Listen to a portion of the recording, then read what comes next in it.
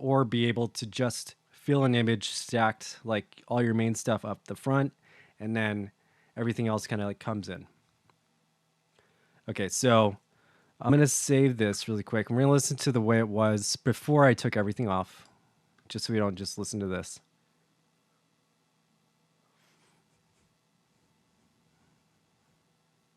All right, so this has bus processing as well, which is not too heavy. I am running like heavy limiting on the drums, so this is giving it a lot of volume.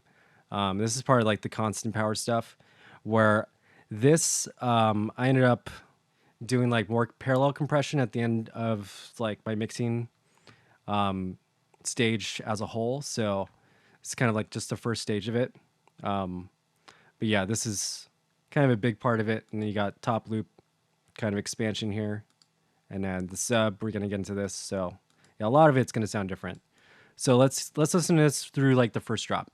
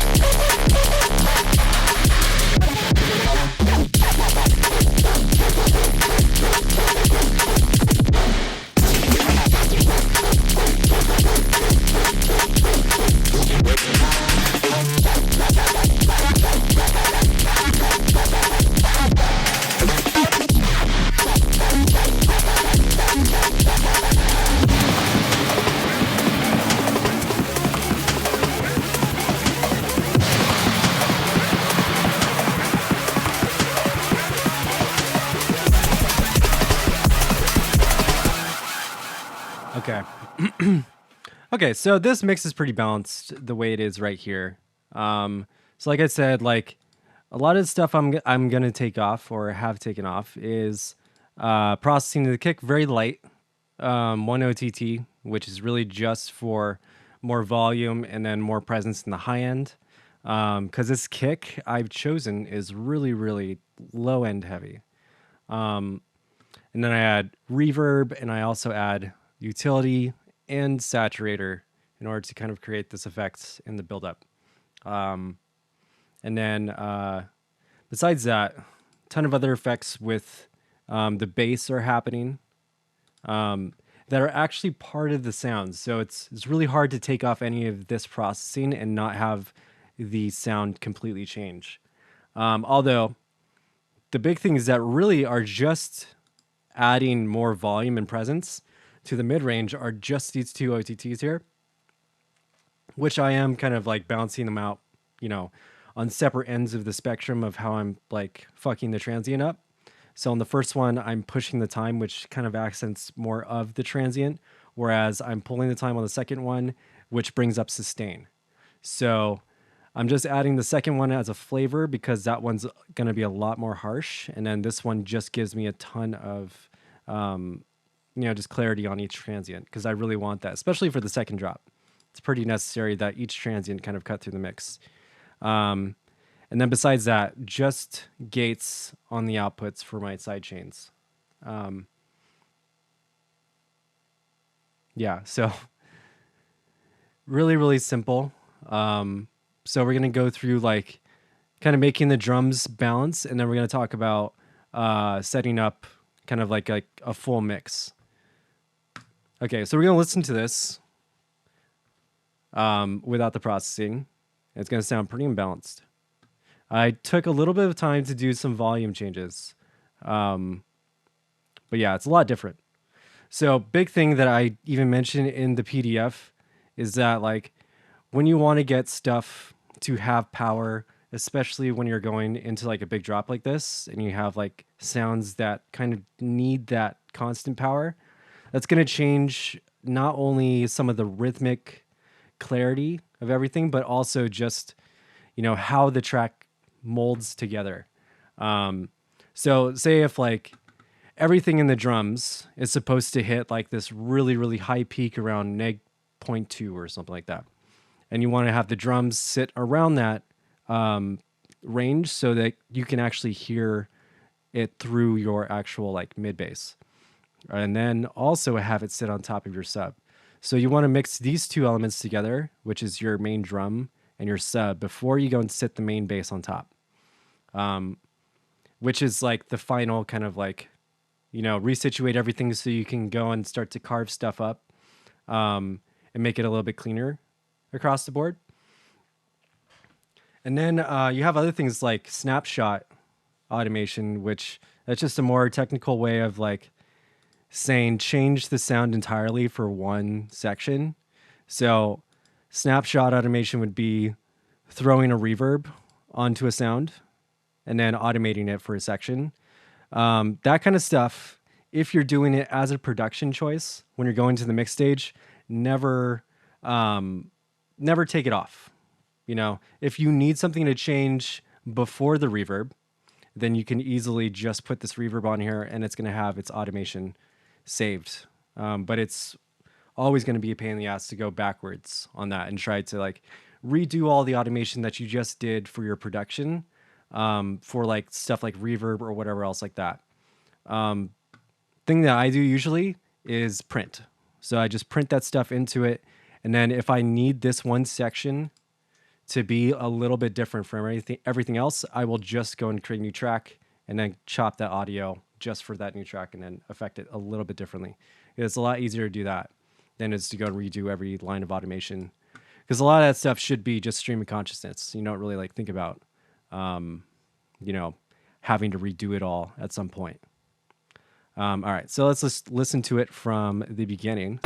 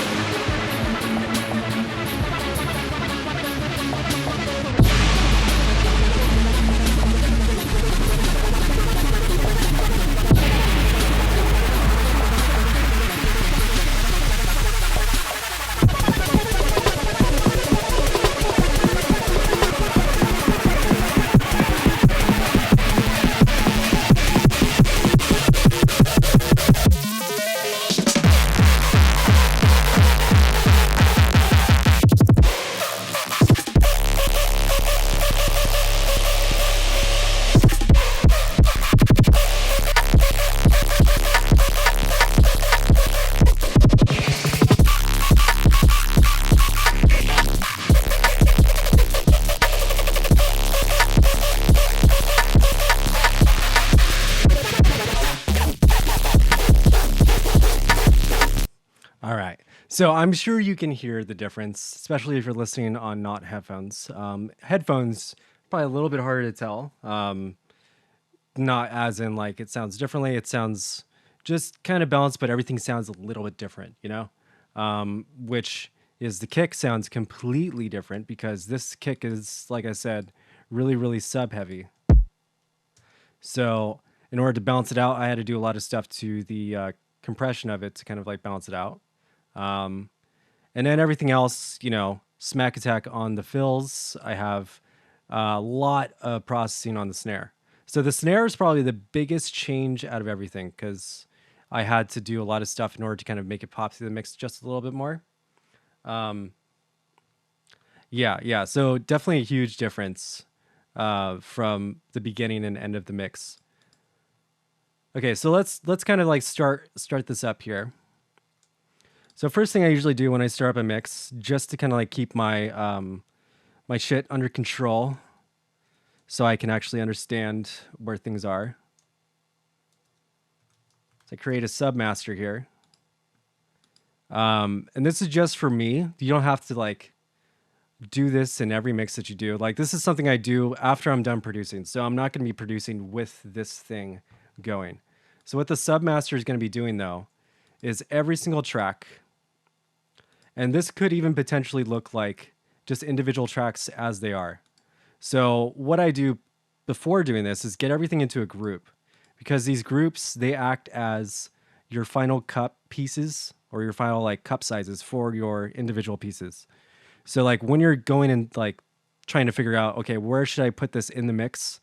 Listen to each part individually. So now you can just put everything into a group, and you're trying to mix your drums with your tops and your sub. Okay, so then you can just focus on each individual part as they come.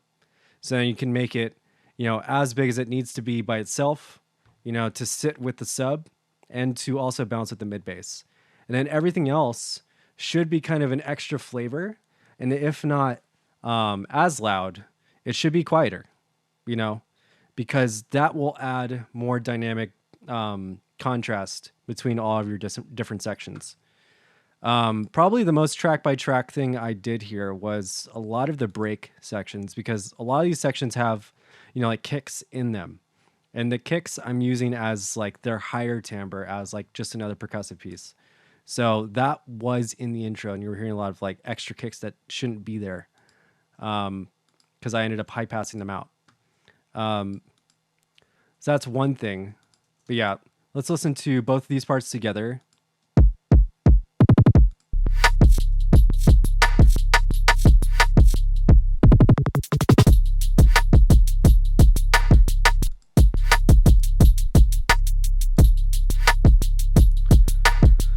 Okay, so one thing that I will also start with when starting to mix sections together is the sidechain.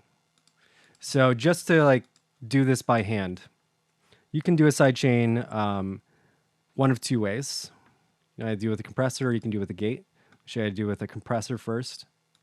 So in all your groups here, kick, just map it here, and then once I do one, this will be my like sidechain template for the rest of the tracks that need sidechain.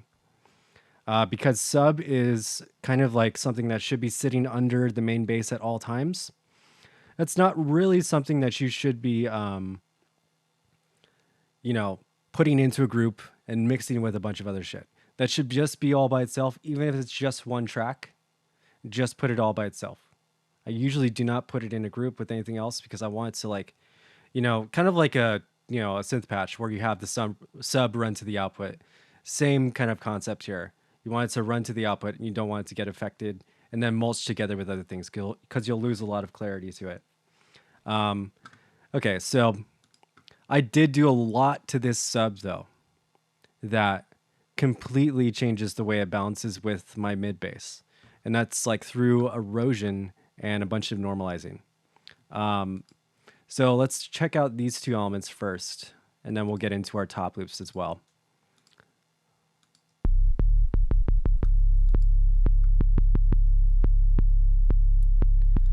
All right, so first thing I was saying, set up your compressor. Easiest way to go and like set this up in Ableton is to read it in the envelope readout. You should always be high passing for the most part. Unless you're actually trying to sidechain to the low end of your kick, you should be sidechaining to the transient of your kick, pretty much in all aspects. So this gives me a much more defined transient where I can pull down the ratio a little bit more. And then pretty much what I'm looking for though is I want this curve to complete its cycle, or to go back to zero based on this release, the release setting. So the release setting is always going to have that gentle, like exponential slope. Whereas if it's distorting, you won't see any of that slope, and you'll see a bunch of jagged up and down spots. So you can make it shorter or longer, and it should be very obvious how it's working.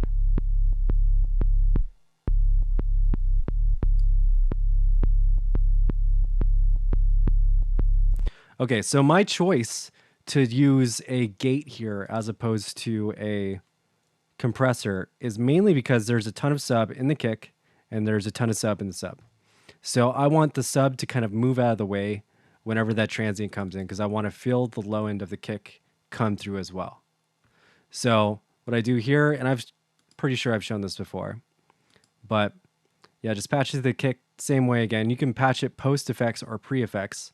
I usually patch it post effects so I can get all of the processing and whatever else I'm doing to it, so it kind of responds in tandem to it. Um, Although in this situation, you can just go and do a pre effects because I'm adding a ton of saturation to it at one point. But at this point here, not really sidechaining too much. Okay, so I'm gonna patch it there. Then flip. Pretty much the same settings here. You want to go and add the EQ.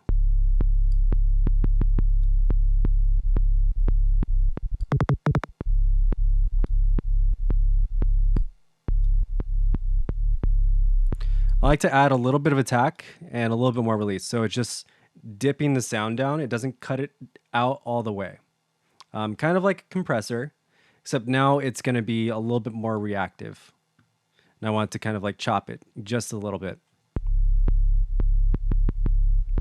And then your choice of sidechain to kick and snare should kind of be resting on like, is this able to be sidechained by both kick and snare and still be intelligible? Or do I also need more rhythm kind of like put into this low end sound from my snare? I need it to lock in with my snare too. So those are two things I usually think like, do I need that? Yeah. And the reason why is hip hop and anything like halftime like this, dubstep, usually can benefit from being sidechained to both kick and snare. Anything house, a little bit less.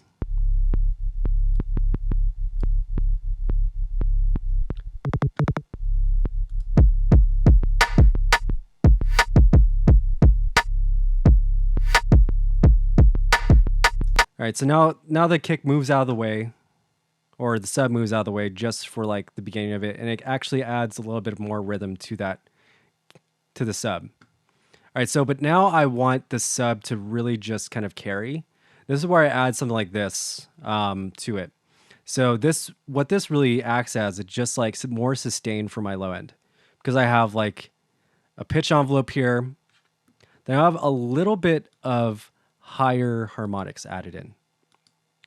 So this is something that I like to do on my subs, which I add in the second and third on purpose because I'm making a very soft sawtooth.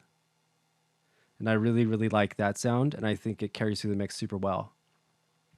On different tracks, like maybe like a rhythm track or something, I might only do a 2 because it kind of carries through with a square wave.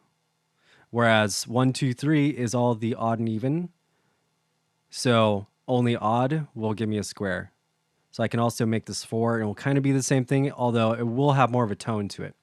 I want it to sound like distortion just being added into it by just adding more level to another harmonic. And I usually do that just to the sub at that stage, because when I go and process it, it gives me a lot more presence. So let's just load up a basic multiband here. I won't save over that. Okay, so what I want to do here, so I want to expand the low end. So I'm just holding command here. It's going to expand everything. So I don't need to go and do this. It's just so I can reduce some of the clicks and pops that are kind of coming out. So you can do that there. I'm going to do the OTT thing and boost everything on the way in. And then you can boost it on the way out too. This is why I always pull down the output, because they do this stuff. So this is like an immediate smile EQ. So usually to mix around that, I pull back the amount, or I pull back the output by at least like 8 dB.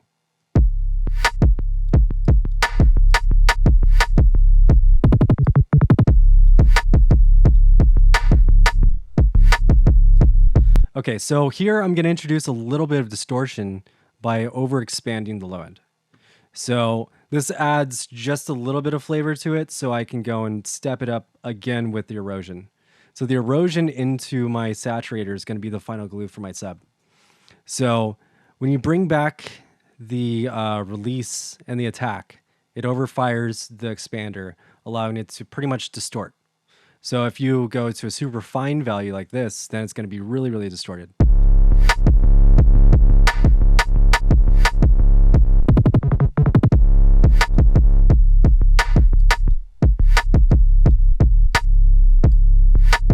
Okay, so I added that on purpose, and I think that carries the weight on that pretty well. And then we have glue compressor and then saturator here. So the medium curve is pretty much going to expand everything, and it's going to make it louder across the board. But it's also going to expand the low mid-range too, which I definitely want out of this so I can get a little bit more glue between my super sawtoothy main bass. So I want those two elements to kind of blend together. So say if I compressed it, this is what it would sound like. As opposed to expanding it, which kind of like gives it a little bit more crunch. And then adding in erosion will give me that high end that I need to kind of make everything blend together. But for the most part with the saturator here, it's going to auto compress anything coming through it. So the more you add volume into it, the more distortion you'll get. So if you want to get it to just compress and not distort, pull down the input drive, and then you can kind of balance it out like that. So I usually pull down by like -5, -6, depending on what I need. But I'm not really looking for a super distorted hard clip bass here. I think it just needs to be round, but also have high end that kind of sizzles. So I usually just go to erosion for that.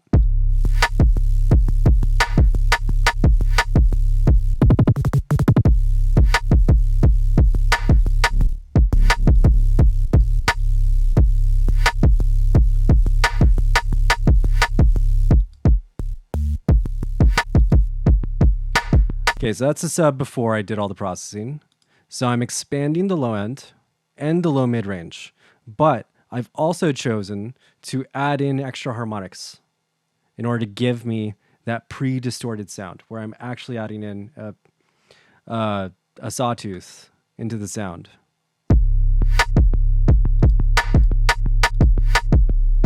So this is without those harmonics.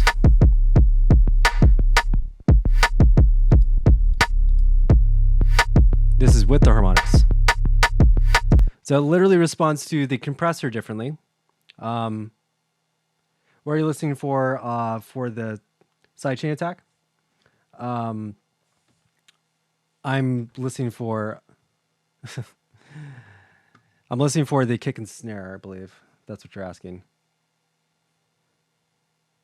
Yeah, I think you can do this with pretty much any gates, if I'm not mistaken. It's pretty common to have the flip function on it. But yeah, you can also do it with a compressor. You would just have to be a little bit more drastic with it. Or you can even, try, just manually changing the volume.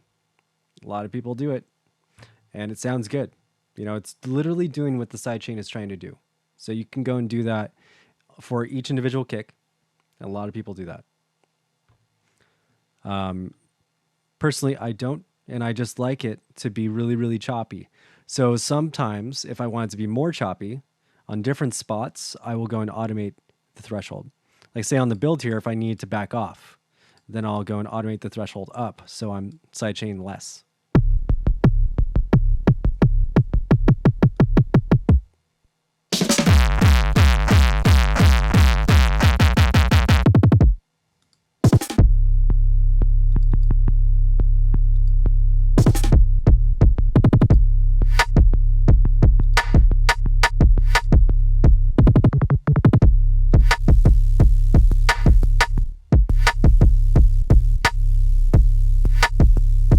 Okay, so then final stage before all that, what I do just to kind of like lock everything together, this is why I'll add the glue compressor as well. This wasn't in this version of the mix, but this is pretty much where I take it in the mix stage too. Because this stuff I would have done during production. This is just how I mix subs. So whenever I mix subs, I kind of just go ahead and mix the sub, when I'm producing, because I know exactly how I want it to fit the mix, so I'll just go and do it. Hence why I can just do it right now and kind of get the same result. because it's a pretty consistent process. So when I'm trying to do it other places though, like in trap or something like that, I might only add in one harmonic. Like I said before, maybe push it up to a 4 or 3. 3 sometimes sounds really interesting. Again, that's odd harmonics too.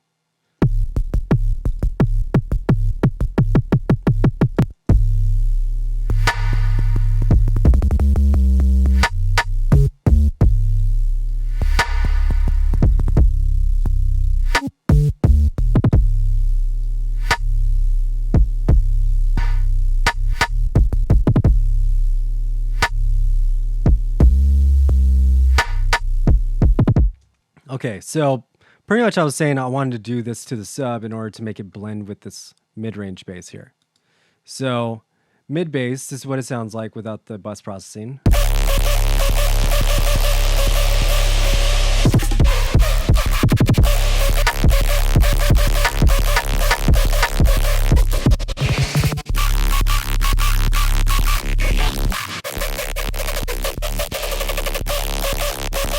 Okay, so that's how the sub sounds with the mid bass without the processing. So we take the processing off and it sounds like that. Put it back on, this is what it sounds like.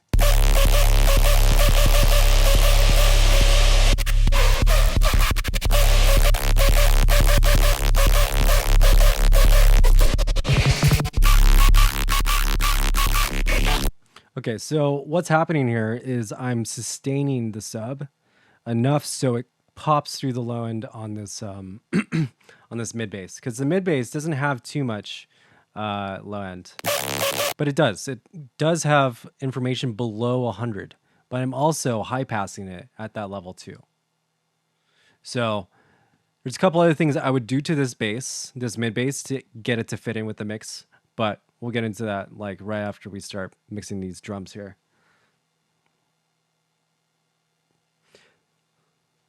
Could you do something with Maximus? Maximus, if it has a sidechain input, maybe. I think I know what you're talking about, the FL maximizer, or is that the compressor? But yeah, you can do it with like a bunch of fat filter stuff. So the gate trick is not too hard to do. Oh, multiband limiter, that's right. Okay. Yeah, if you're talking about the OTT stuff, yes, definitely. It's also a de-esser. Okay, so if it could de-ess, then yes, you can sidechain. And then what I do with de-essers every now and then, because the multiband is also a de-esser. Anything with multiband and can compress a high band of frequency is a de-esser. So sometimes I'll just run sidechaining into the low end, and then I'll just sidechain that to the kick, because I just want the low end of the kick to move out of the way. I do that a lot with drum and bass. I think that works super well drum and bass, because you don't want it to cut out the mid bass too much. You do just want it to kind of like bounce with the low end though. Okay.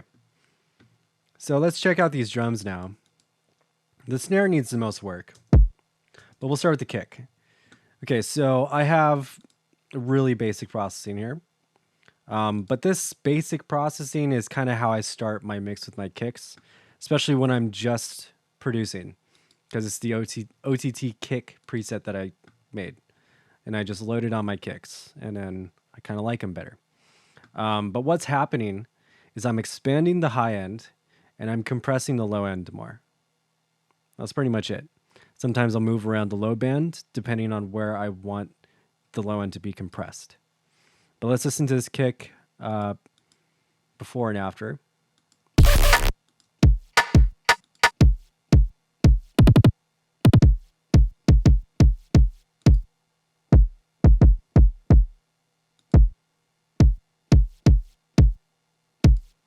Okay, so we want to get to that point again, where it's a little bit more mid-rangey, and I can hear the attack of the kick.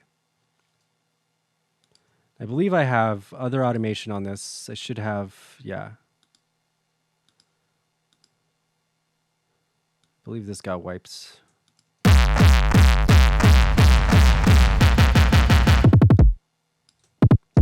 Okay. So I'm also running the OTT after the saturation too. If it's before, then it sounds a little bit too much.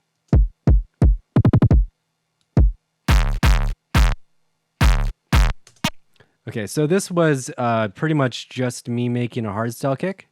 And you can make a hardstyle kick with this extremely easily. All you have to do is overcompress it with the drive. And then you add in the envelope follower. The envelope follower pushed up depth, and then bass pushed up will allow you to start from a higher frequency, modulate their bandpass down using the incoming transient. And that'll allow you to kind of like create another kick out of this super distorted kick. So yeah, you can just fine tune that to taste. But yeah, if you move around this frequency or the width at all, it changes the sound drastically.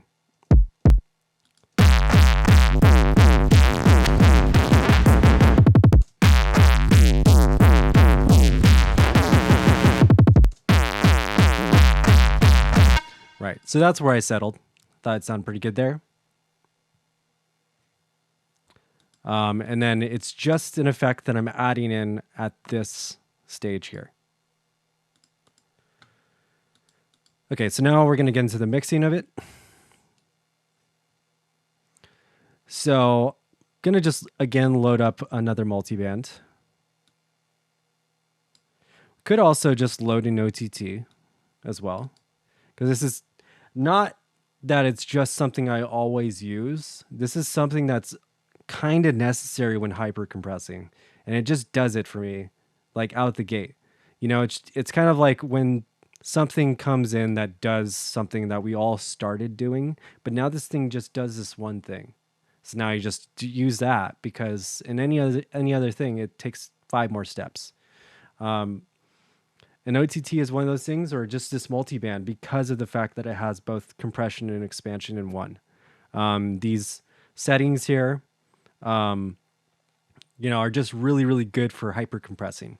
And I'm pretty sure in the PDFs or in the PDF articles, it talks a lot about kind of like over mixing some of your drums in order to get them to really pop through the mix, which is actually super necessary when mixing any kind of metal, or like hard rock, like alternative rock, say like Nickelback or something.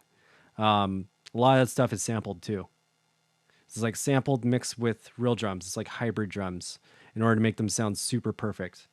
So you kind of have to do a little bit of both with that, which means that you actually have to hyper compress a snare in order to get it to like pop through the mix, the entire track, and then sound real, then stack with the sample. So when I'd start with an OTT, let's turn this off. So I usually trim everything up, and let's undo all this. So hold down Command will trim everything up, open up the low end, because I want the low end to breathe to start with. I'm getting the smile EQ here, so I might move the low crossover up to something that's a little bit more around the low mid-range of a kick, which is around 100. Whereas I can just compress the sub-range of the kick, not the low mid-range. So I want to get both of those kind of mulched together. Yes, it is an envelope follower. So the color is the filter, and then the other depth functions are envelope follower.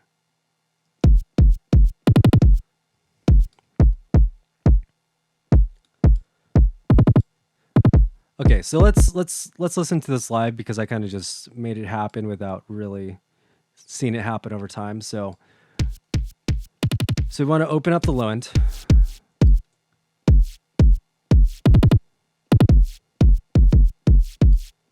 And bring back the volume too. I like to do this with a limiter on the output too. Sometimes I will overdrive it into a limiter just so I can get it to clip. Sometimes clipping's really, really good, especially on stuff like this.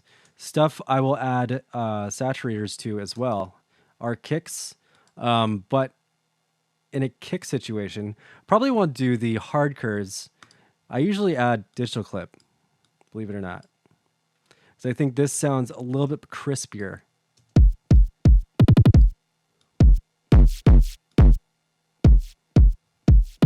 And I might do it like that. And then this is what you would call parallel saturation.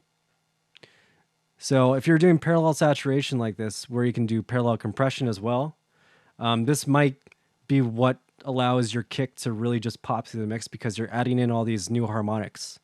But you're mixing them in at a super, super low level.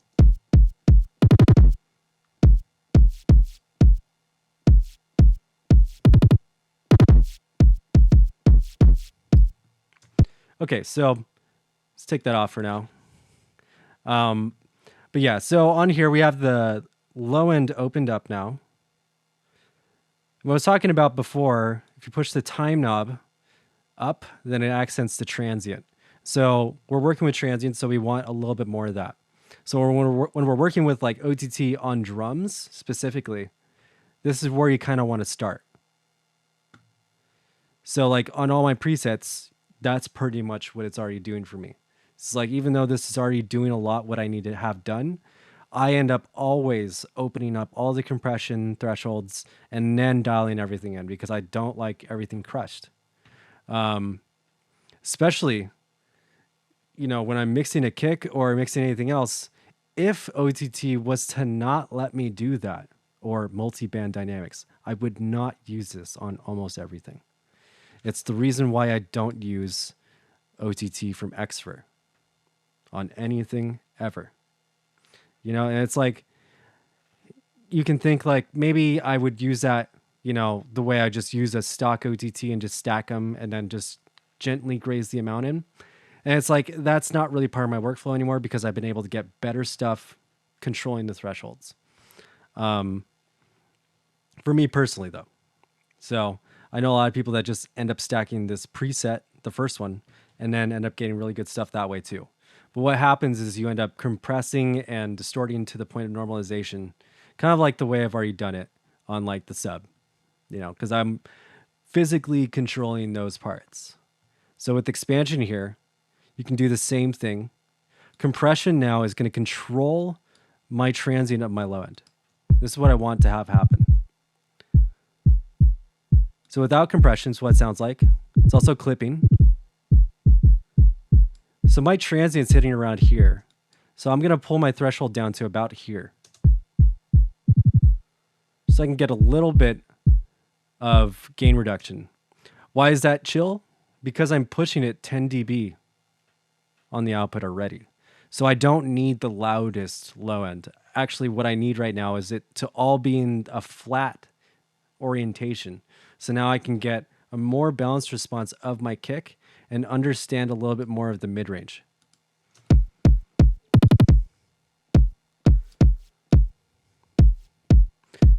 Because this going through the compression also clips it, doesn't allow me to hear the mid-range.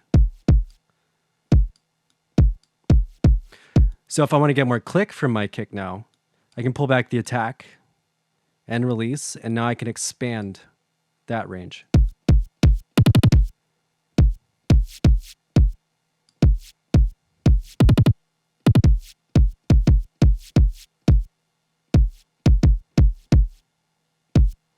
So notice how I'm pulling this OTT like not to 1,000 here, because I do want to hear a little bit of the sustain, which has this high-end sizzle, which is literally from the kick sample itself.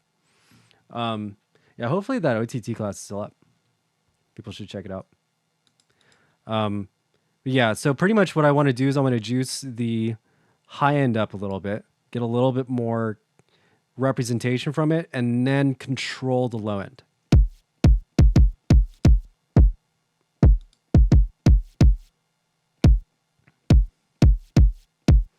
That sounds just way better, just across the board, just because I'm controlling this low end. The low end on the way to the output, if it's clipping, it's going to make it sound muddy and unbalanced. So we can even like look in the spectrum, which might as well just load up the cool one. Let's go Insight.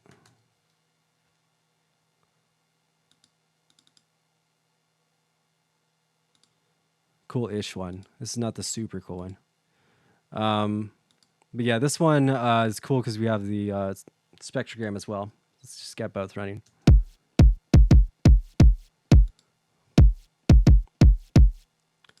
Color preset, we want multicolor.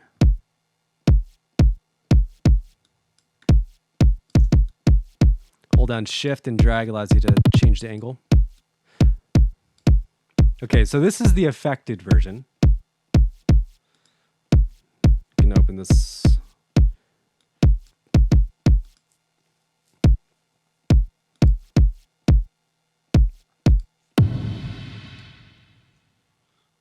Okay, so let's keep this open while we're working here. Back to the kick. Let's take off the processing.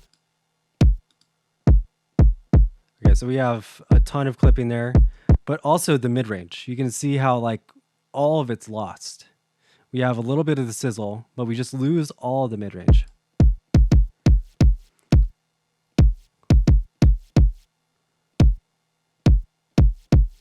This right here is what's going to make it come through the entire mix.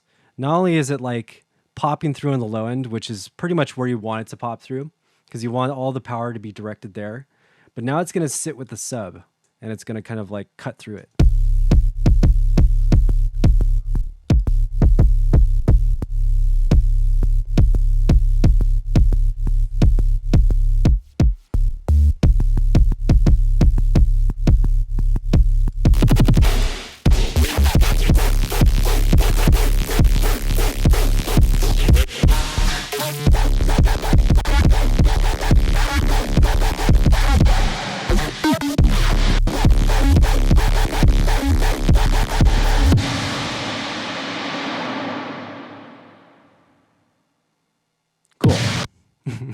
Cool. Okay, so hopefully that kind of like makes sense. So what I'm trying to say is like when you're mixing your kick, not like here's the one way to mix a kick. Like when you're mixing a kick, figure out what you need from it and then get that thing that you need from it, or switch the sample. You know, if I couldn't do this with this sample, I would go one by one and switch the kick. That's one of the reasons why I hate working with audio, which I've had to do before, and it's annoying. So I don't like doing it. But if that was the case for this, I would probably leave this kick here and then just keep that going. But also, you know, not trying to worry about, you know, does this kick work with the entire track? Like when I'm starting up the track is kind of crucial, because that will, you know, allow me to finish the track, you know, if I'm not focusing on the kick the whole time.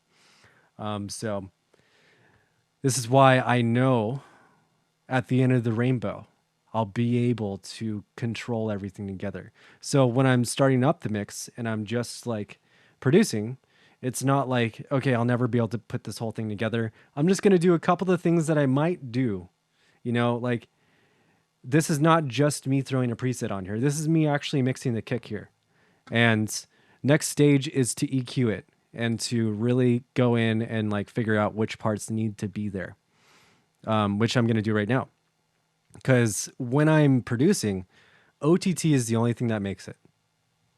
When I'm mixing, it's compression, EQ, and then maybe some other effects that are controlling the stereo field. But in this situation, because it's a really, really consistent single sample, really all you need to do is like your expansion, how you want your entire frequency range to sit, cleaning up that frequency range. You can do this with Pro Q. And then after that, your final layer of processing, which, you know, can be anything really. They can be momentary effects as well, which for me in while mixing, I will definitely add momentary effects while I'm mixing and doing everything. Like especially in this track too, when I was mastering it, I ended up chopping up the master file, like the pre-master, and then looping little parts because I wanted them to sound really, really chopped out. And if I'm just editing the actual master file, then everything's just going to be totally looped and chopped, which I like. So I do that to a lot of tracks actually, which I end up like glitching out and looping little parts in the pre-master while I'm actually mastering it. And that's something you can do if you know how to master your own shit. Okay, so general EQ rules. Hunt and kill method is like boost sharp and then hunt for shit that you don't want and then kill it.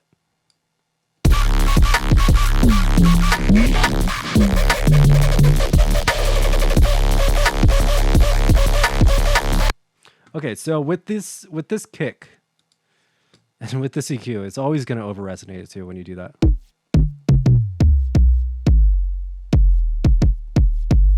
Does that make sense? Okay, so what I'm hearing in this is a lot of like crunchy and boomy low mid range. So that, you know, even just from looking at this right here, you should be able to always find that.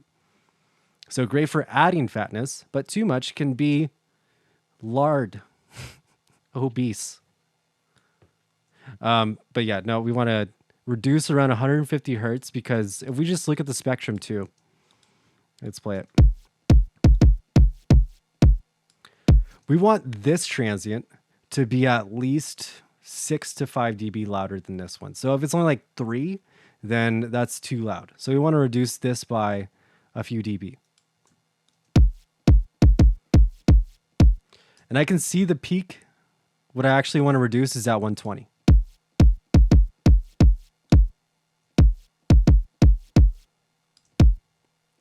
So just by doing this, it should sound a little bit more punchy and a little bit scooped, a little bit more scooped. Then we have a little scoop out around 1K. So if I boost this right here, and something I like doing is adding a couple points between my boosts, so that I can even do other stuff where I can like kind of bounce it down like this. This is just the way I use an EQ. So whenever I'm going to make a point, I always create a point before and after. That's just one way I really like using ProQ, because I can do that super easily. So one of my rules though is like always boost wide. So if I want to get this 1K section a little bit more present, I'm going to boost around 1.5 and then I'm going to widen out the Q till it sounds a little bit more balanced or even just looks balanced.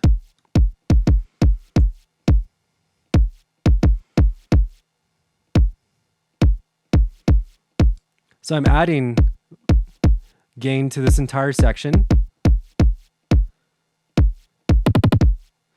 And if I just hover over it, it allows me to see these values. This is also really cool about ProQ too, because then if I look at something like this around here, where this little peak right here is going to be the only boxy thing in this low mid range. So I can actually subtract 300.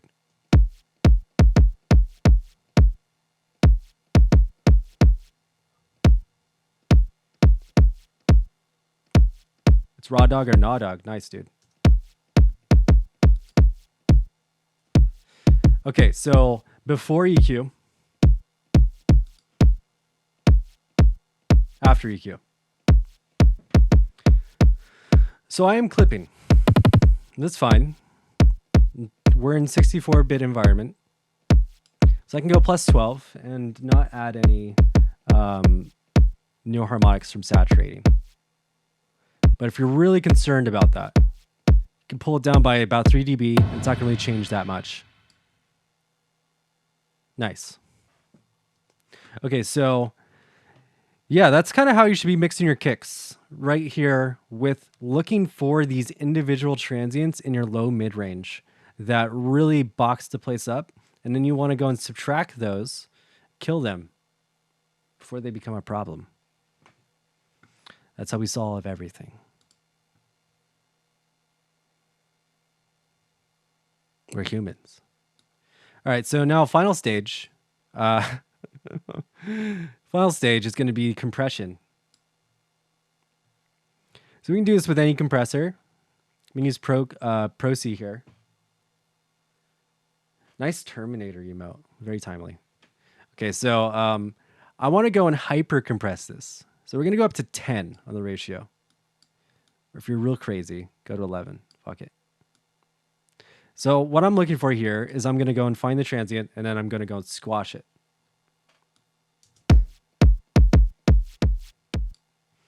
Okay, so easiest way to go and dial your compression in is to just overdo it immediately.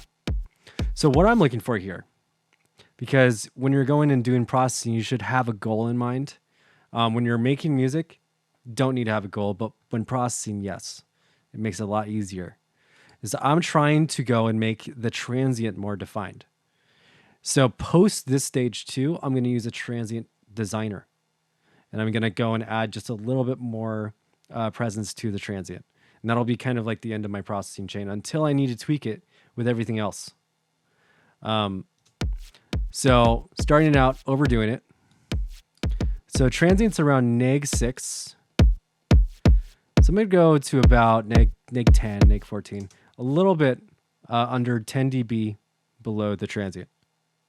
So then I'm going to go and compress post the attack stage, because I want to allow the attack stage to go through. We've talked about compression for kicks before a little bit, but the best way to go and decide how long your attack should be is by just looking at how long the attack is physically. So if this is my attack stage, my attack transient, and then this is the sustain, then my attack is approximately about 15 milliseconds, about 20, around there. So that should be kind of like the starting point where I set this attack. So we can also set it to auto on a release, because with auto mode on, it will kind of respond to the incoming transient.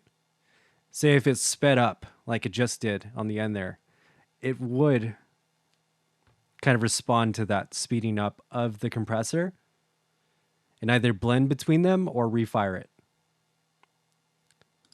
Then you can set this compressor to opto or classic mode. Clean is just compression. Classic has a little bit more of a softer feel. And then opto is automatic based on incoming signals. So it just kind of like shapes your transient for you. Gives you less control, but it sounds really, really good on bus processing. And then if you really want to snap, turn on hard knee.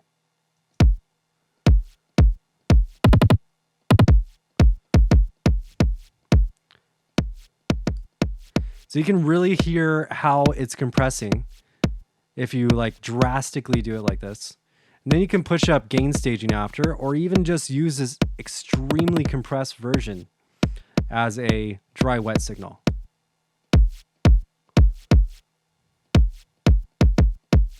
Just add it back into it. So this is what a lot of people do with parallel compression with kicks, is they'll go and hyper compress their kick. And sometimes they won't do it for the transient. They'll just do it for the sustain. So then they'll compress it really, really hard and then hold it down for longer.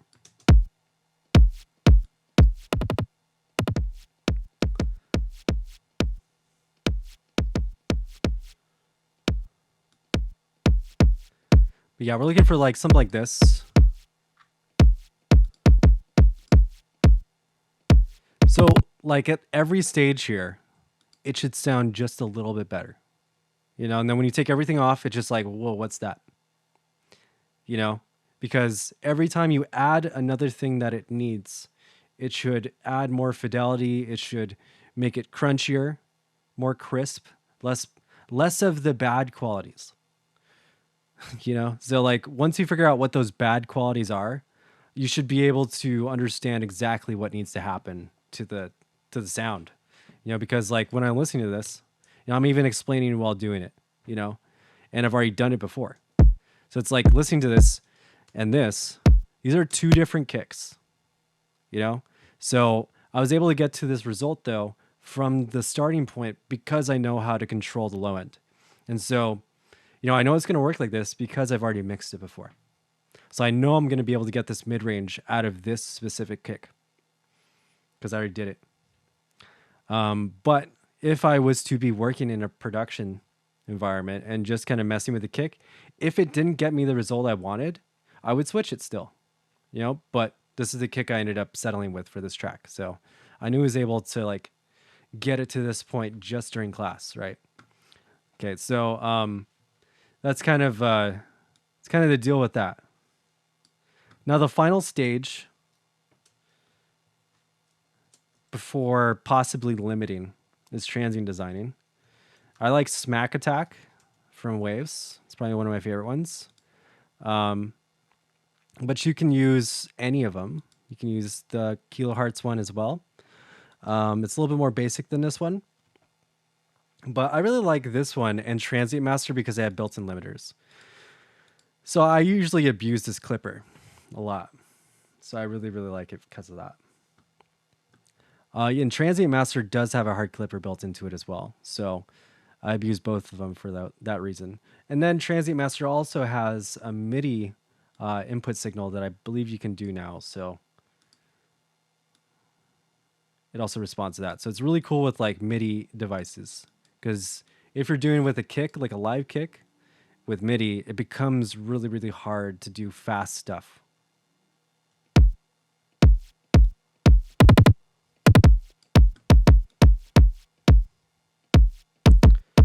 So right here, I can push my attack up. I can change the sensitivity so I can find where the attack is.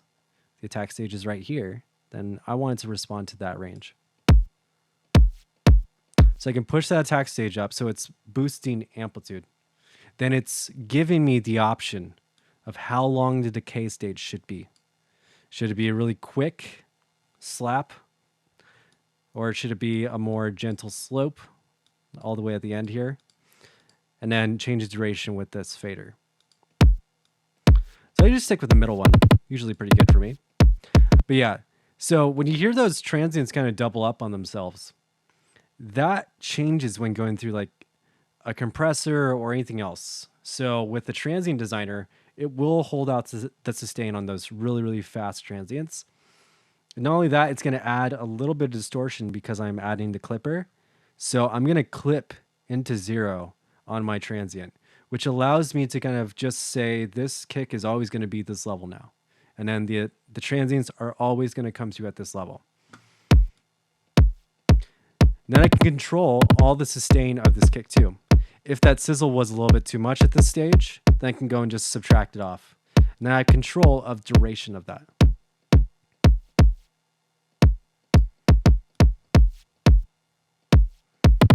So a little bit of subtraction is cool.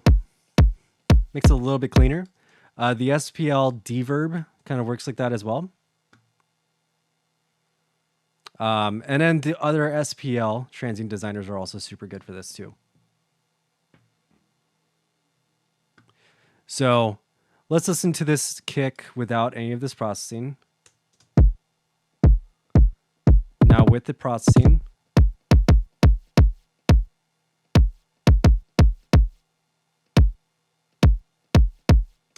Nice. Sweet. Okay, so now let's move to snare. So there's 3 snare tracks here. 3 because I have one that is my clap layer. I'm going to unfreeze these. And then one that is my reverse sweep layer. And I kept the basic EQ I had on them because I don't think that it was really that much that I did in order to make this work. Because what I did was I printed the snare, I believe with a little bit of reverb. And then so I'm subtracting the low end.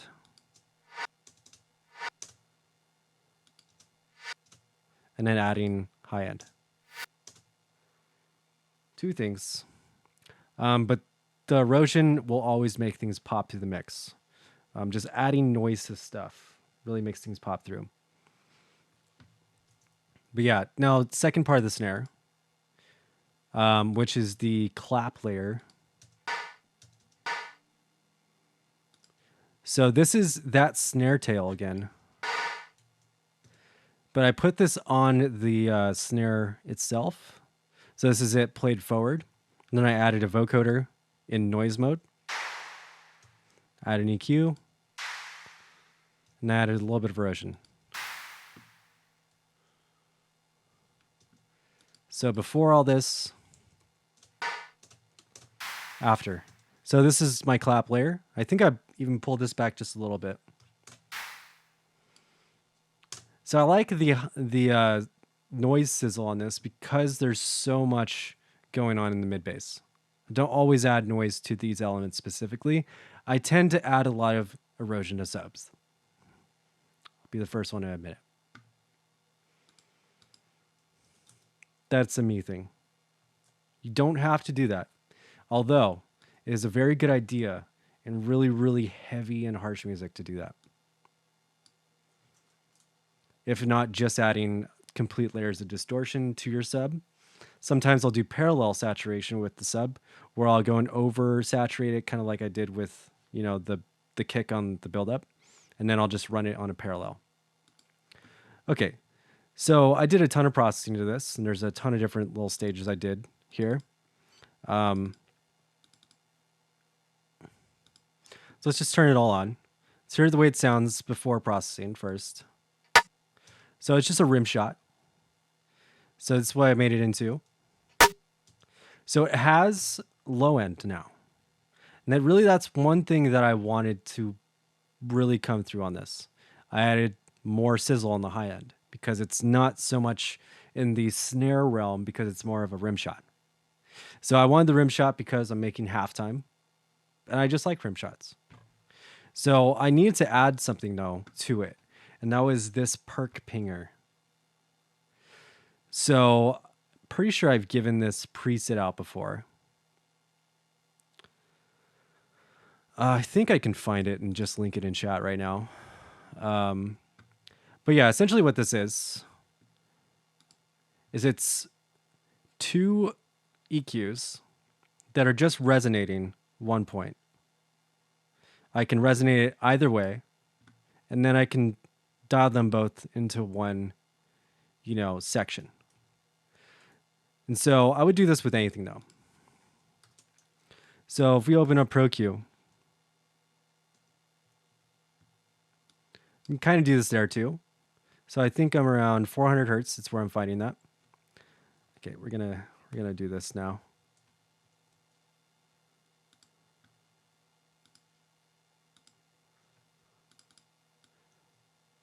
All right, so sharp transient here.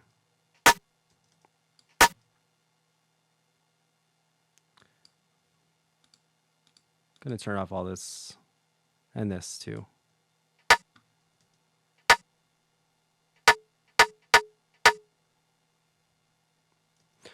All right, so I've chosen 400 hertz, not only because it sounds like it works, but there's another concept called mixing in key. And it's not about, DJing in key, but it's about literally using an EQ in the key of your track. So in ProQ, you can literally snap it to these values. So around 400 hertz, it's about, a G or F sharp, around that area. That's pretty much what pitch this entire track is based around. It's like F sharp minor or something. So starting there because audibly it sounds like it kind of works there. But it's in key with my track. Yeah, bottom left-hand corner, just click the little keyboard and then it just snaps to your values. Awesome. They have a bunch of other EQs that are kind of built around this concept. But mixing in key is really, really clutch for pretty much everybody. And when working with drums specifically, like it's really important that you have your really tonal pieces of percussion in key with your track. Like if your snare is playing like almost a fifth, but it's more of a fourth, maybe a third, if it's somewhere around there, it's probably going to sound really dissonant with your track. Doesn't always have to be the root note. So like this track is like F sharp minor, but it's kind of revolving around C sharp. So I like to mix my snares in key with like a fifth to my root note. So when it hits the kick drum, usually hits that root note. It's like da ba da da da, like it goes up and down, up and down. So That's just a stylistic choice, but it's also pretty common for a lot of people to choose something around that realm if you're specifically mixing in key. So when else is this actually really important is mixing toms. Like toms need to be in key with your track. If they're not, it sounds so bad. But when it is, it sounds super good. Like a lot of the toms that say would be used in like a rhythm track are kind of revolving around like D or C around there. So inherently, it's just going to kind of be in key with an F atonal rhythm track. But definitely want to go and mix around that kind of realm as well. So you can have your low tom be the root note, and then it can be like seventh on your high tom to fifth to root. And especially if you're doing like something that's like, everybody does something different around here, so I can never know if there's like a vaporwave artist just like lurking. But say if you're mixing something like that, with like 707 toms and some kind of Phil Collins shit, I don't know. That is when you definitely want your shit to be in key with your drum set. Like the entire drum set needs to be in key.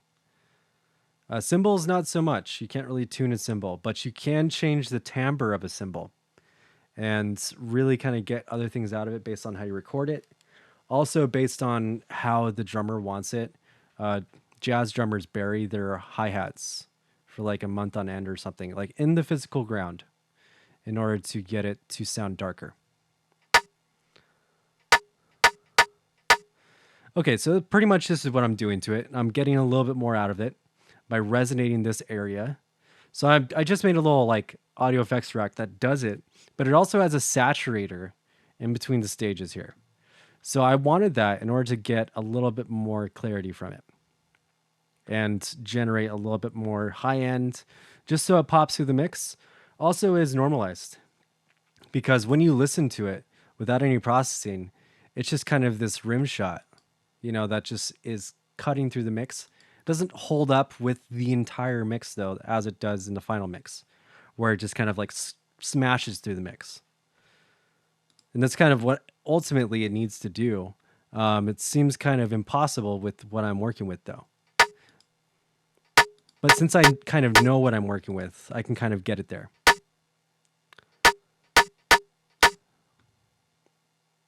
So with the perk pinger, or just with over resonating your fundamental of your snare, you can kind of get it to generate another tone and then kind of control that tone.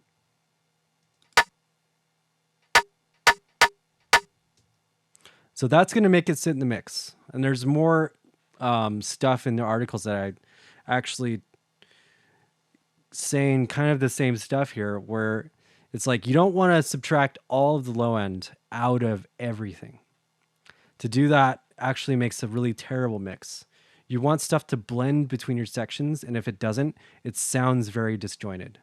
Hence why without any processing on this mix, it sounds so night and day, because a lot of things didn't have their blending things that I did to them in effect. And then this OTT here, I definitely mess with it a ton. It's not the OTT kick. But what I did here was, let's not do that. Let's just not even highlight it. What about that? What about that, Ableton? Thanks. Okay, so I want to open up the mid-range.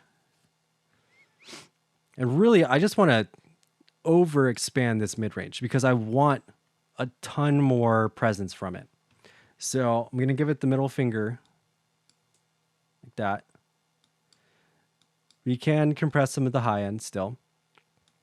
I'm going to push the time all the way up just to start with.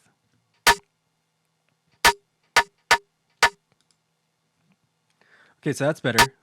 Just out the gate. I'm going to pull this down a little bit. Then I'm going to bring this up. And I did this on this as well because I really, really want more clarity from that low mid range. So what I'm going to do is I'm going to focus this mid band around my lower frequencies for my low mids as opposed to my subs. You know, because if it's all the way down, then it's going to get all these extra frequencies that I really not going to get it to pop through the mix. So I want to focus it around where it's crucial.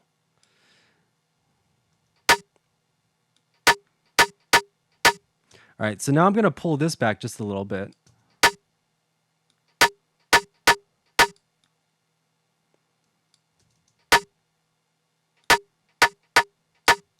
Okay, so now I'm just kind of listening to it and pop it up all the way, smash it.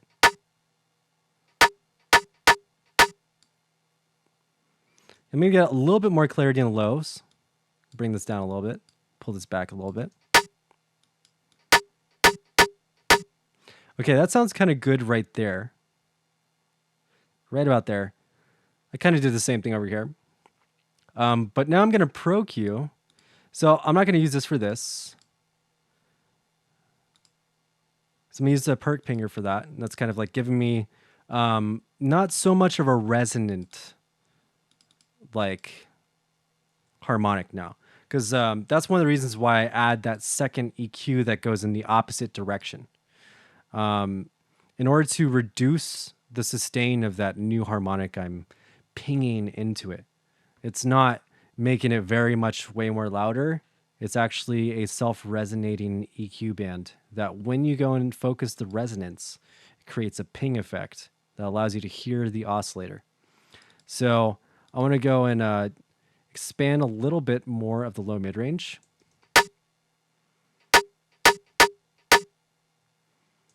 Then we're going to high pass, low cut. Around here.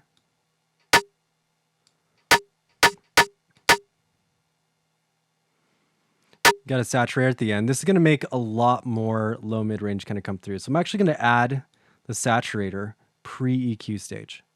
And for this saturator, I'm going to use either a hard curve or a medium curve because I want it to be very drastic.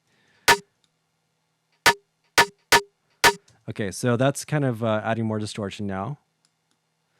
So I want to cut around that a little bit more. And I want to go and subtract a little bit out of the low mid of this instrument. Low mid doesn't always mean 200 to 300. It means low mid range of that specific instrument. So if the low section is around 400 to 500, then my low mids should be around 500 to 800. So we can call it like low mids because of that band of frequency, but if we're talking about like where to kind of shape an instrument, it's easier to refer to it like that. So I'm going to subtract just a little bit out of there. I see some extra transients right here that I think are probably adding a little bit too much crunch. So I'm going to add a little bit of subtraction around about here. And then I'm going to shelve it. So this is just a gentle shelf. It's not a subtractive low pass. This gives me more shape in the high end. Makes it pop through a little bit more. And then at the final end of this, because we don't want too much low end in it. We don't want too much of it to like really, really kind of conflict with all the other top loops that are going to. We just want it to cut through the mix. We want it to have sustain. So I've added the sustain through this OTT. I can even add more if I try to mess with the time here. I also made this mono pre anything else. There's not really any stereo information going on, just in case though. I just like to run my drums mono before I go and process them, because that just ensures that it's always mono. Sometimes there could be stereo shit going on. Not even want to chance it. Just always fucks with the mix if it does happen. If I want a stereo effect to happen like this, it will be just kind of free flowing, because I definitely like to have dynamic range in contrast to my drums.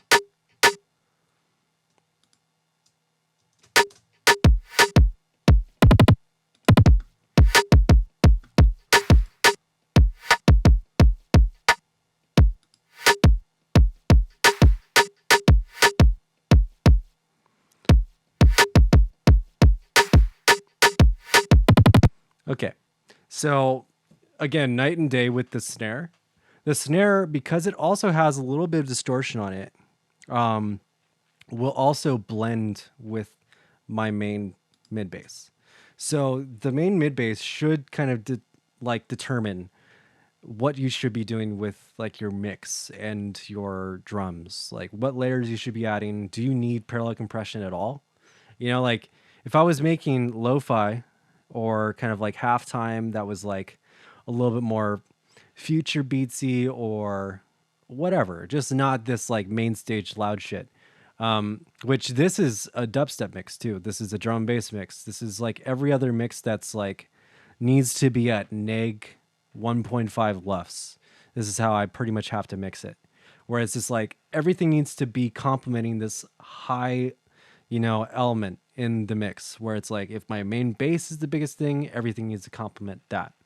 And then all the way leading up to it, can I create dynamic contrast that makes it bearable, makes it listenable for a long period of time? Like, can people sit through this in a live setting? Yeah, and a lot of people have listened to it, so it's not unlistenable, although it is very loud. So this is something that's just kind of pumping the whole time. And what's cool about it is it's pumping in the right ways at the right moments. So like this kick, the way it is now, it just has a lot of punch and impact from the gate. Whereas before, it was just kind of this boomy thing. And it just now adds this whole layer of just like punch into everything. Which once I go and like, sidechain everything, like the leads and everything else, which obviously I've already put that stuff on.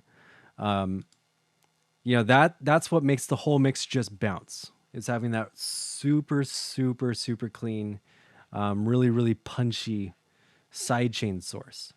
It's one of the reasons why people use hi-hats on a ghost track instead of a kick. I find that to be redundant. And also, I don't personally like it so much. It works for other people, and it's super effective. It's not that it doesn't work. It's that I like my sidechains to be based around the thing I'm sidechaining to. And then I can always just find the little piece that's always the perfect little transient for it. I've never had a problem finding that. With the EQ, with the built-in EQ on the sidechain, that's 100% a thing that hasn't always existed. So just having it built into both gate and compressor here makes it really easy for me to do that. Okay, and then final elements to my snare. And I guess what you should kind of look for, like in the mix for the snare, like, does the high end cut through everything? And it does. I think one element that really kind of like ties this thing together, though, because there's so much like noise cutting through everything, the main bass is a noise-based sound. It is not smeared white noise. It is a sunk oscillator. So just sync saw waves when they're detuned sound like distorted noise. So having that element throughout the entire track complement each other with like white noise is cool. But say if you were mixing it with like a big techno mix or something like that, white noise is one of the biggest gluing elements in a techno mix or a progressive house mix or a trance mix or anything that's like big time EDM. You can drop white noise on your kick transient and literally it'll just make your kick breathe and it'll bring it that much more close to the front, which is really cool. I like that effect because the bringing it closer to the front effect is super effective on your kick and snare. And you should really, really focus on finding that for your music.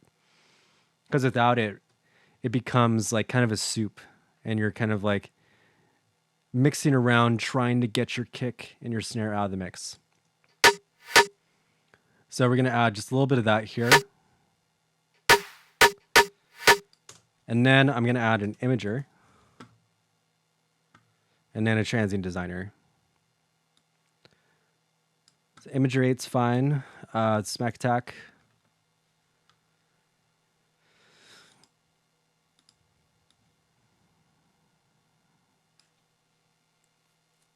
So it doesn't really matter what stage you use these on.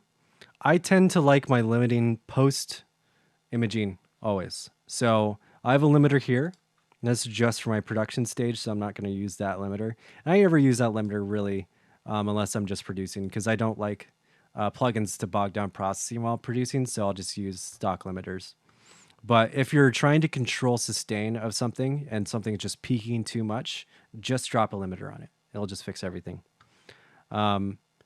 So have it set to clip here. I can also put in limit, so it's not adding more distortion, but since this needs to be really, really like raw, I'm going to do that.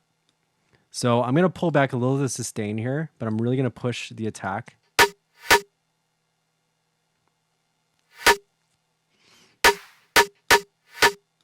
So this should now feel like it's hitting your head, you know, as opposed to just like, oh yeah, that's a transient. This now smacks it. You know, we feel the impact on your eardrums, kind of. That's kind of what I'm looking for. You know, I don't want it to hurt my ears, but I do want it to feel like it is snapping into existence. Where like, you know, I've just noticed that effects just mixing for so long. If it does kind of have that crack effect where I'm just like, oof, like it actually like snaps me awake, then it's probably going to cut through the entire mix. So I'm going to start there. We don't have any like real, you know, bus processing here yet, but it's just drum bus into a Pro L.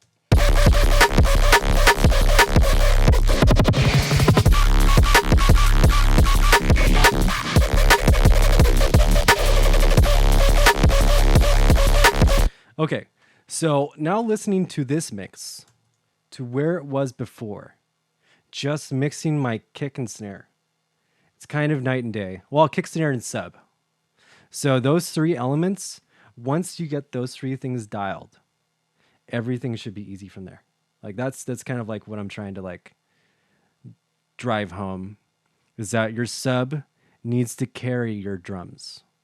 Without those two things kind of like speaking to each other, everything else just doesn't make sense. You don't even have to add tops to that equation yet.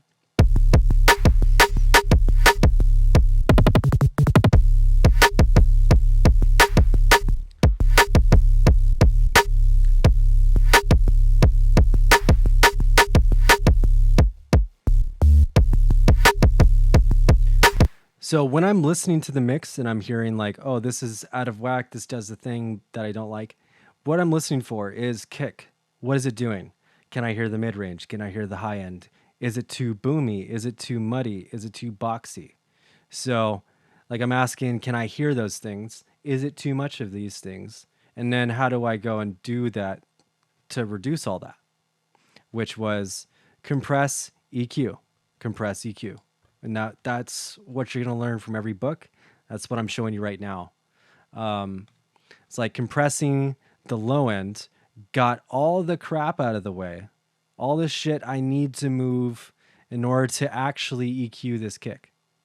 And then I can properly just do the general compression, which allows me to add transient designing. This saturator is not being used. This is just me talking. But yeah, so there's that. And then there's the snare elements that kind of make everything kind of pull together. And then, you know, just to kind of backtrack on these extra snare pieces here, why would you want to have this here? Well, biggest reason is that there's space between your kick and your snare. So in order for that space to have impact, you need something to push into your snare. You need sweepers. So this creates that effect. So this creates that impact effect where now each snare, when I want it to smack you in the face, it does it. But for ones that just need to create space, that just need to cut the mix, they just do that. I don't sweep on every single snare. So, you know, that becomes a huge part of the groove of the entire song. So this will push into the snare, allow me to kind of just fit tops on the top where they should be, which is kind of our final little piece here. Because we've done a lot, pretty much everything I want to talk about today. I didn't say I wanted to go into mid-bass stuff. I wanted to talk more about the sub processing. And I get a ton of questions about that all the time. So I feel like that should have been pretty useful for a lot of people. So let's unfreeze some of this stuff. So we got this world sample.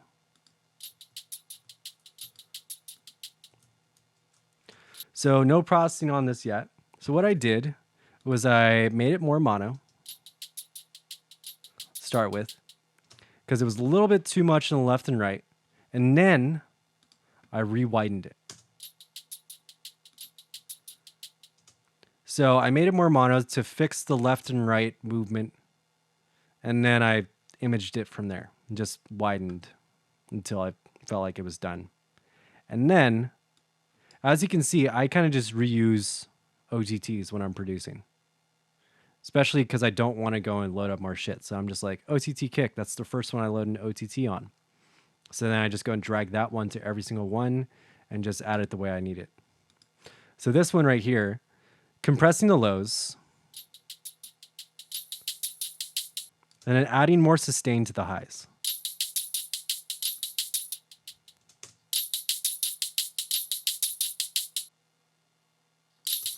Yo, I hope it has been.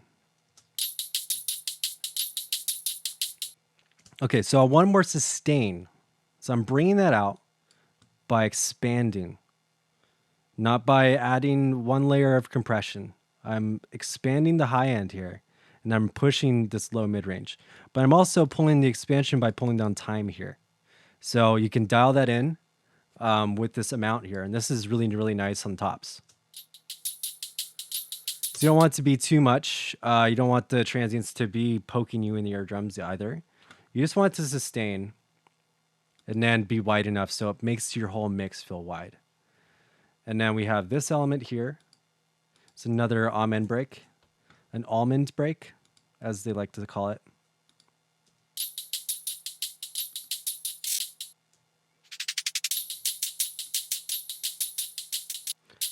So not really anything different here. I think I started with this this element here, and then I just started copying and pasting this one piece of processing. So what I want to happen here is I want this high-end sample to kind of pop through. So this doesn't mean anything here. This actually means nothing. So let's just keep that like that, because I would pretty much just be using it like this. And then we use an EQ to high pass any of the shit in the low end that we don't want.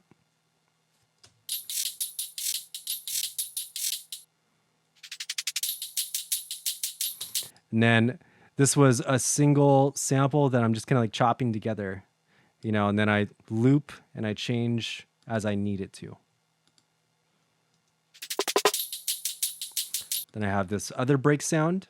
And this is what I add throughout the track in order to get more snare movement.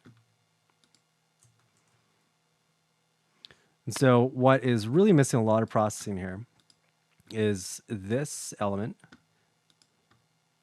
And I believe I am high passing the entire group. Yeah, I am. So we'll put that back on.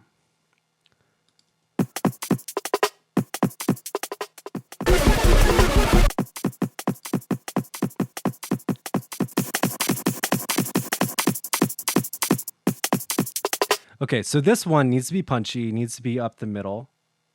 Also needs to have no low end because we have kicks everywhere else. I chop this loop together to kind of like have a almost like two-step jungle rhythm. And I just duplicated it, widened this one. Just to get a little bit more presence, and then on this one I have a reverse effect.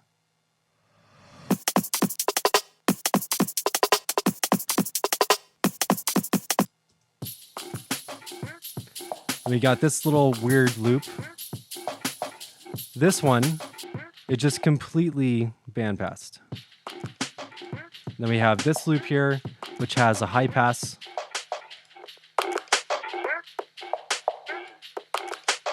So on this one, I'm expanding the high end and then just high passing.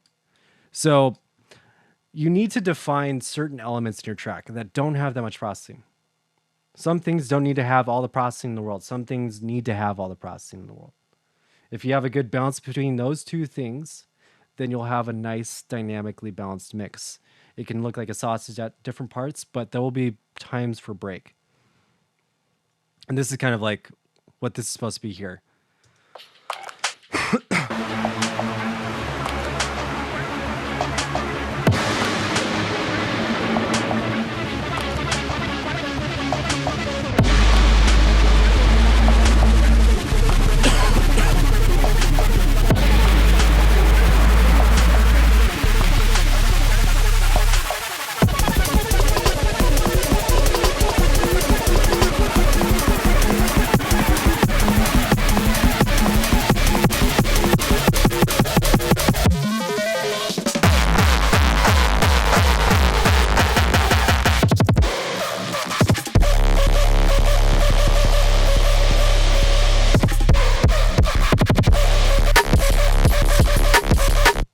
Cool. One element I did forget to bring up is this little drum fill. This little drum fill is actually this whole little section right here. So I just have smack attack on that. And it just kind of leads into these little like swing out parts.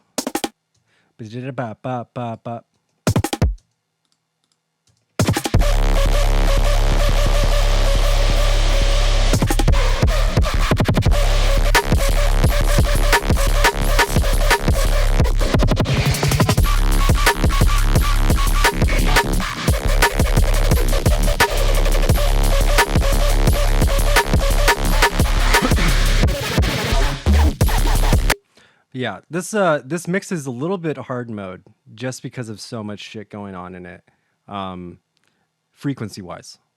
So it's kind of a good example of like a night and day mix because without some of the things that I just did, in the last couple hours, this mix like just doesn't work, like without it.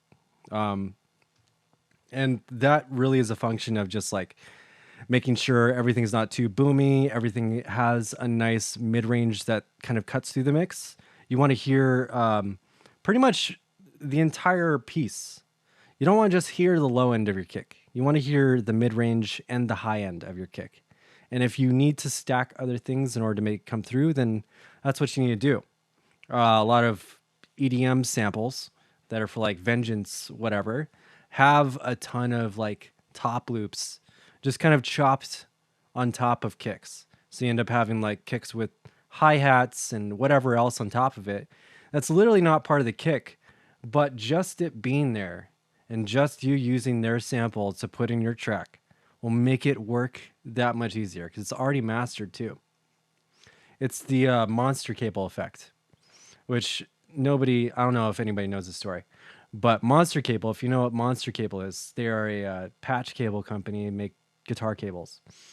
But they got sued big time because what they did was they flipped the phase of the competitor patch cable when they used to do demos. And so it's kind of like, Bounty or whatever, throwing a bunch of blue water on something and be like, this is a shitty paper towel. Look how much we clean things. And so they would play a guitar with this inverted phase normal cable, and it would sound like complete ass because it was a flip phase. And then they would plug in a monster cable, and all of a sudden, oh my God, it's amazing. And so it's just like, it's a fake effect. They're actually giving you something that was already like there. It's like, if you're saying like, oh, I use Vengeance kicks because they always just work. It's like, well, they're actually just giving you the end result. So they're not actually, allowing you to mix that kick anymore. Because if you were to go and add mixing to the kick, it's too much processing now. So, I mean, that could be good in some elements, it could be bad because and then it just like, it's hard to mix around. But then also, why even say it's like that effect is that people just throw those things into their tracks and just think it's better because of that. And it's like, no, it's not always the case. You do kind of need to pick the pieces for your track to work together. And if those pieces don't work at first, there's ways to get them to work together. And that's what I really like about producing like this is that when I'm listening to my rough mix, it sounds like a garage band, like an actual band in a garage playing the track. And then when I go and produce and mix it, now it's this fucking finished product, that actually sounds cohesive, everything blends, everything's powerful when it needs to be. And I've done the steps to get everything as powerful as it can be for those spots. So I'm not trying to rely on my starting pieces. You don't want to rely on the sound of the starting piece either. You want to define whether or not you can get it to the point where you need it and then switch, as opposed to just finding pieces that are done. Because if you also go to that mentality as well, you'll just load up a patch and just say that that's my main base, and then you'll load in 10 of those different vengeance patches, and then you got 2011 dubstep all over again. We just don't want that.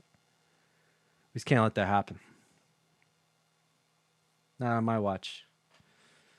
We go to 2012. 2012 dubstep's all right. 2012 Cohen Sound. Got 2012 Asa, Sorrow. I like them. That was around that era. Love it. But not 2011 dubstep. We'll keep Dr. P, Sacred. It's one of those really good ones. Technian. Bro, you're on it. Bro, Technian, fuck. But yeah, like, we don't want fucking copy paste, load in every cymatics, everything. That's one of the reasons why I even recommend against people even dabbling into cymatic stuff, because it becomes a crutch so early on. You know, I and most other producers have been producing since we were 17, 18 years old.